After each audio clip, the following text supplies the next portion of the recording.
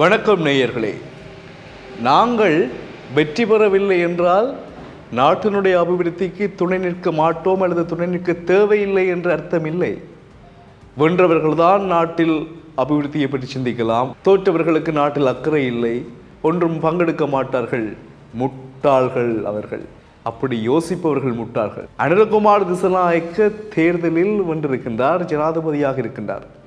நாட்டின் பொறுப்புள்ள எதிர்க்கட்சி என்ற வகையில் நாங்களும் அவருடன் இணைந்து நாட்டின் முன்னேற்றத்திற்கு நாங்கள் கை கொடுக்க தோள் கொடுக்க தயாராக இருக்கிறோம். சஜித் பிரேமதாஸ் இவ்வாறு சொல்லியிருக்கின்றார். அனுரகுமார் திசாநாயக்கவிற்கு வாழ்த்துக்களை கூறிய பின் இந்த விடயத்தை சொல்லியிருக்கிறார். அப்போ ஓகே, நல்ல விஷயம். என்னென்னு சொன்னால், நாட்டில் சிங்களவர்கள், தமிழர்கள், முஸ்லீம்கள் மற்றும் ஏனையவர்கள் வாழ்கின்றார்கள். இவர்கள் எல்லோருடைய ஒத்துழைப்போடும் நாட்டை சரியான பாதைக்கு கொண்டு செல்வோம்.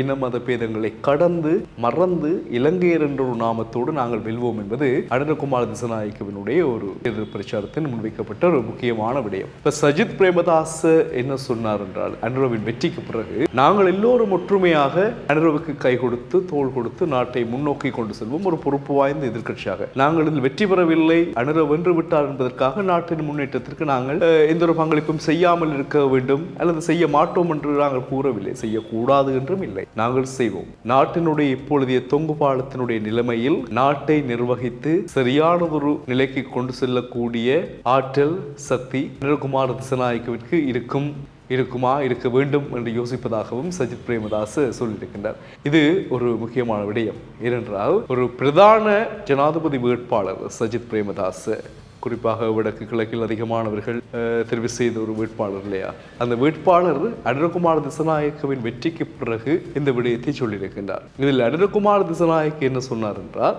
நாங்கள் புதியவர்கள், எங்களை வெல்ல வேண்டும் என்று வாக்கு போட்டவர்கள், அவர்களுக்காக மட்டும் நாங்கள் நிற்கப் போவதில்லை. இந்த நாட்டில் மூவின மக்கள் மற்றும் இளைஞர்கள் வாழ்கிறார்கள். வாக்கு போடாதவர்களை நாங்கள் புறந்தள்ளிவிட்டு நாங்கள் ஒன்றும் செயற்பட போவதில்லை. ஏன், இலங்கையர்கள் என்ற ரீதியில் நான் எல்லோரையும் ஒன்றாக பார்க்கிறேன். அந்த செய்தியை வாசிக்கின்ற பொழுது மிக மகிழ்ச்சியாக இருந்தது. நல்ல விஷயம்.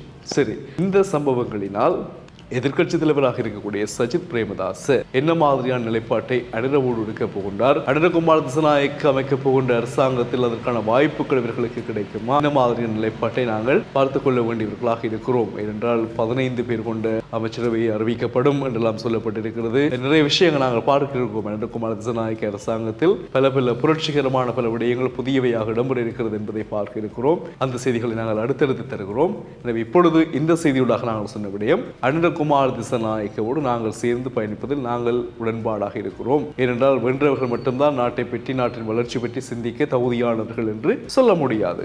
நாங்கள் தேர்தலில் தோற்றாலும் நாங்களும் நாட்டிற்காக வென்றவரோடு சேர்ந்து கை கொடுத்து பயணிக்க தயாராக இருக்கிறோம் என்பதுதான் சஜித் பிரேமதாசனுடைய செய்தி. மீண்டும் சந்திப்போம் உறவுகளே. வணக்கம்.